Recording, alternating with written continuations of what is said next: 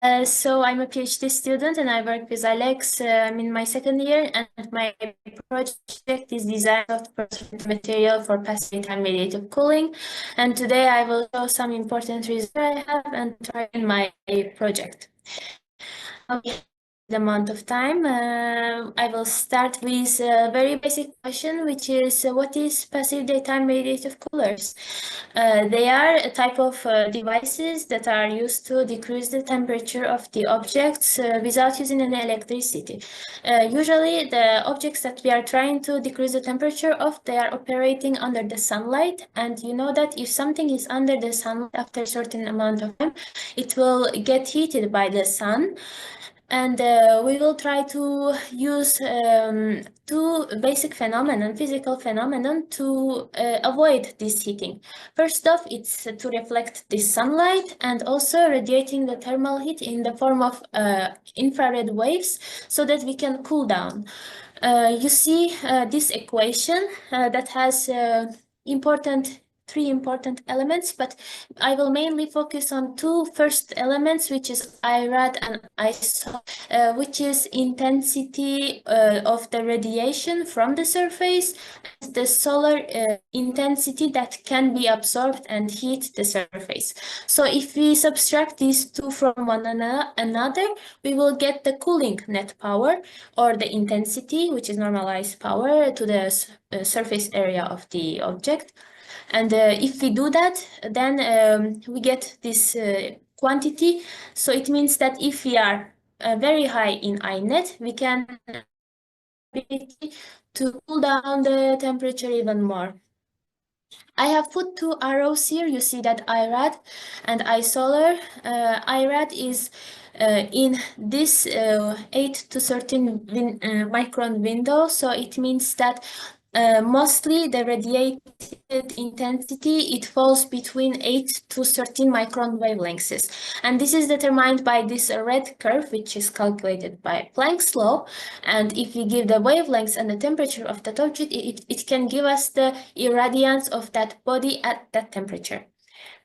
Then we have the second element, which is isolar, and I have the arrow that points the yellow area of the graph. It happens between 0 to 2.5 micron wavelengths. So if we can reflect these wavelengths and emit within this window, we can achieve the cooling property that we want.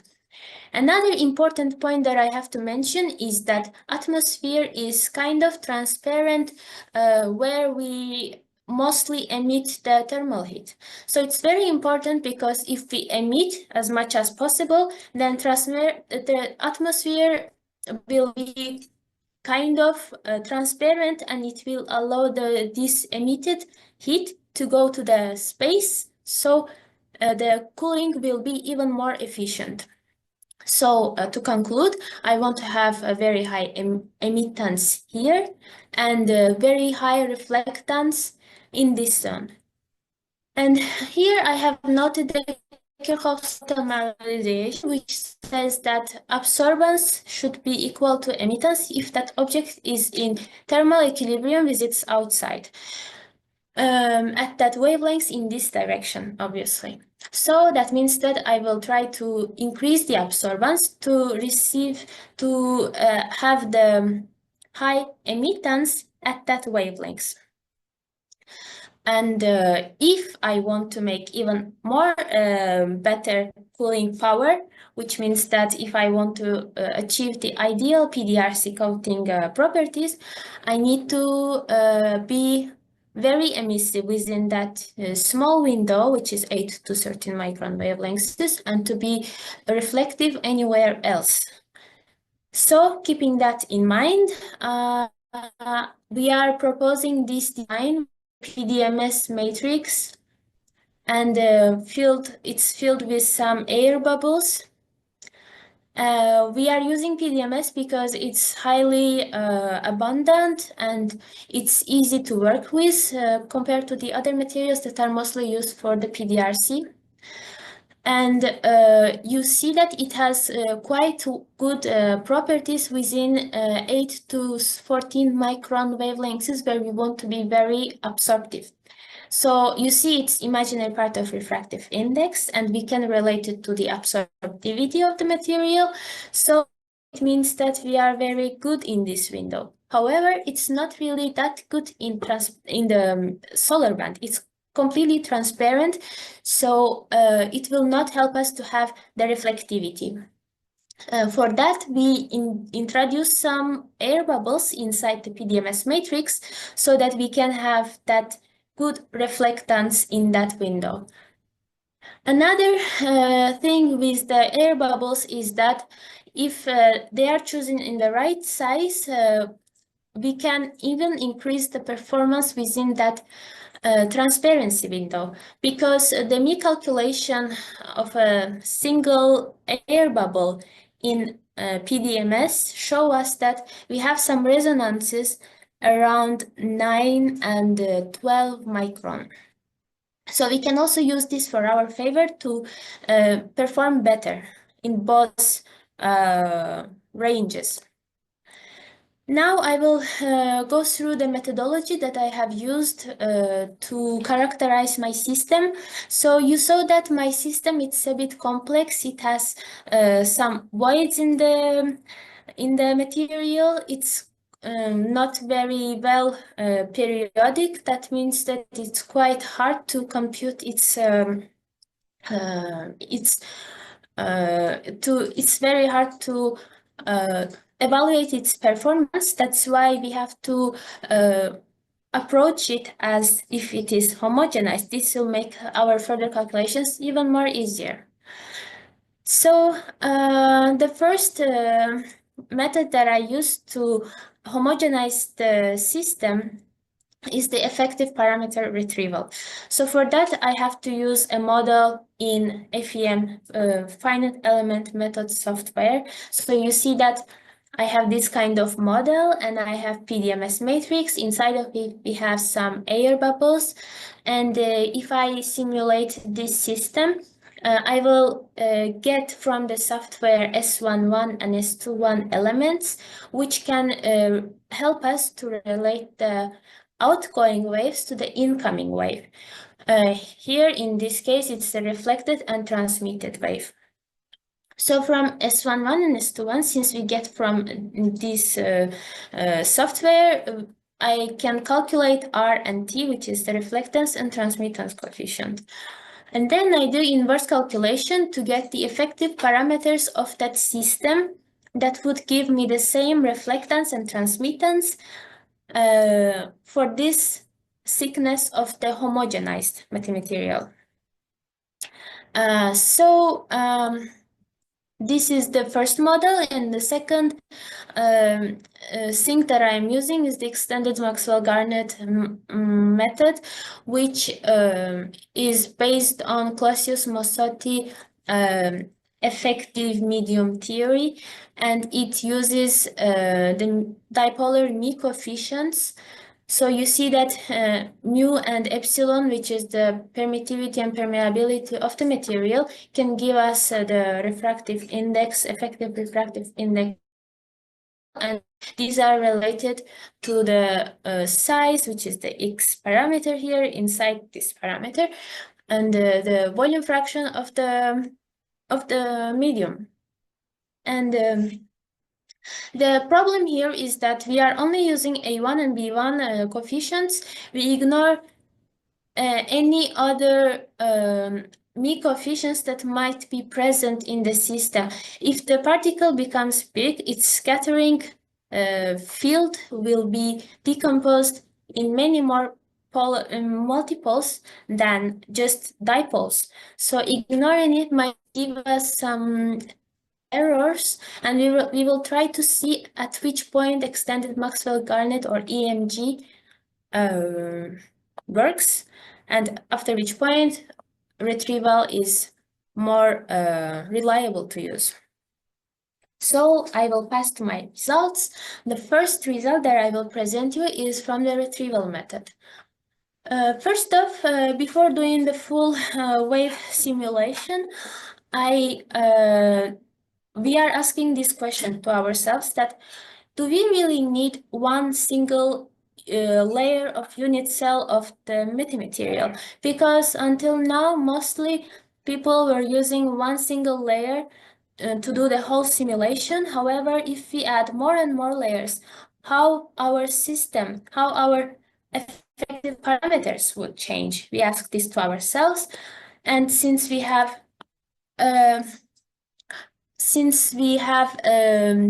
like two lambdas, which is like the smallest imaginary part of the PDMS, where PDMS is super reflective and where it is super absorbent, we do the test in these two wavelengths.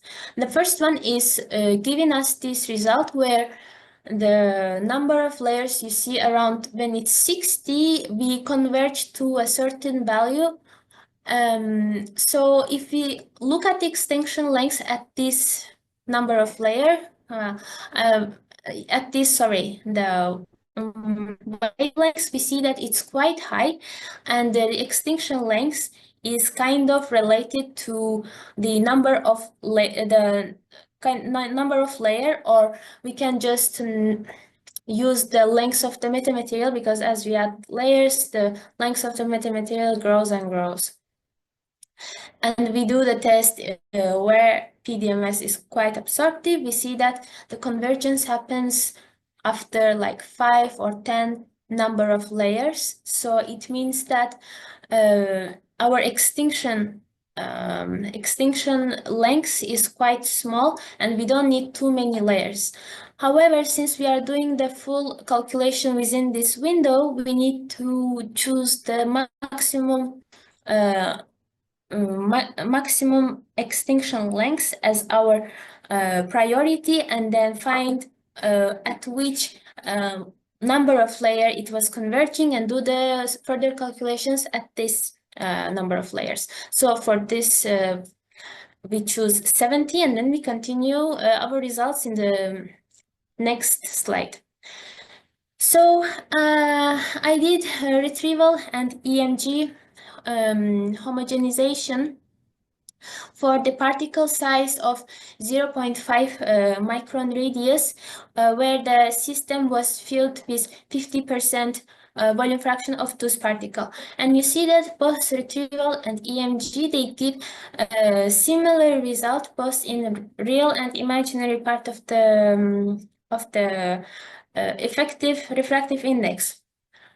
And you also see that these both quantities, they have decreased in compared to the imaginary and the real part of PDMS. But if we do the same test for big particles, we will see that we don't achieve the same result, at least for EMG. However, retrieval gives us almost the same result as the previous results. So another thing that we notice at resonances, the difference becomes even higher. So at this point, we cannot say that EMG is not reliable. So we do further tests and see which one is more reliable.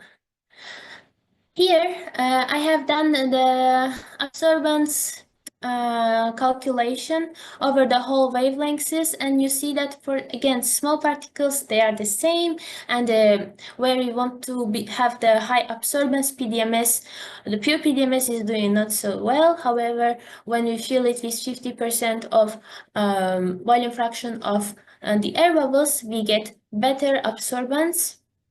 And then I fix the wavelengths at 12.5 micron. I do the calculation at different incident angles for EMG and retrieval method.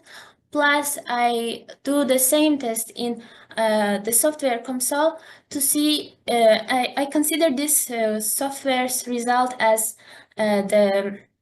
the truest result of all these three methods, and then I want to see which one compared to this one is deviating. So here, three of those results, you see that they overlap. So it means that for this particle size, it's almost good to use EMG. However, if I increase the particle size, especially here, you see that it starts becoming different than the numerical and the retrieval method.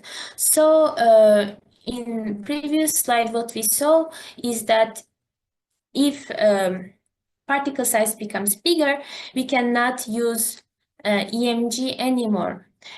And if we see the final result of this slide, which is the radiated power that is normalized radiated power, the EMS, we see that for particles we are doing better than small particles, at least for a big range of volume fraction. However, if we only look at the EMG results, we will see that for small particles we are doing better than the case of the big particles, which is not the same. Which is not the same as retrieval method and is also wrong. So we conclude that we cannot really use EMG for big particles. This is related to the thing that I told before, that we are using bipolar coefficients, which are not really, which shouldn't be the case in the case of big particles. And lastly, I will show my results in the solar band. You see that we have done some simulations again to see the diffuse reflectance between 0.2 to 2 micron wavelengths. And what we achieve for 50% volume fraction of the air bubbles is that we have almost 99% of the average reflectance. And if we see the solar intensity of that metamaterial within this band, as the volume fraction of the bubbles increase, we achieve less and less solar intensity, which is favorable. So that means that it's good to, the microbubbles help us to gain the better performance in both ranges that we want to be effective. And then lastly, I will show this result, which is the calculation of the net intensity, which is the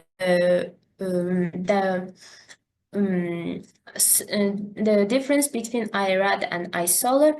This result is for the object at 330 Kelvin. Again, it's the similar result as the previous slide's result, that retrieval method is doing better, and it is it's showing better result, at least till 0.4 micron. It says that bigger particles do better job. And another important thing that I have to mention is that you see that for very small volume fractions, we are still doing better than the PDMS, and it's also shown with the experimental results that are done by the first-year PhD student Soye, and this is her samples that says even when we are below 1% volume fraction, we still have these non-transparent samples, which says that, yeah, we are doing better than PDMS itself. And finally, I will just give some conclusions that we have shown, of the results that we have shown till now. So first, we see that the retrieval method shouldn't only use one single layer of the unit cell. However, it should be wisely selected depending on the extinction length at these wavelengths. Secondly, we saw that extended Maxwell-Garnett cannot predict accurately the effective parameters if the particle size becomes a bit large. So a more reliable solution for that would be retrieval homogenization. Thirdly, we see that adding air bubbles not only increase the reflectance, but also helps us to gain more absorbance in the transparency window. So overall, these two effects help us to have higher the cooling net power of the PDRC. A very last thing that I have to mention is that we are also doing an experiment. This PhD student, she's also working on having the samples that are more homogeneous in the size of the particles. So we are trying more on this, and also what we have to do as a next step is to see how highly dispersed medium can be theoretically studied, and of course validate the results that we have from simulations with the experiment. So thank you, and yeah, if you have questions, I'm happy to answer.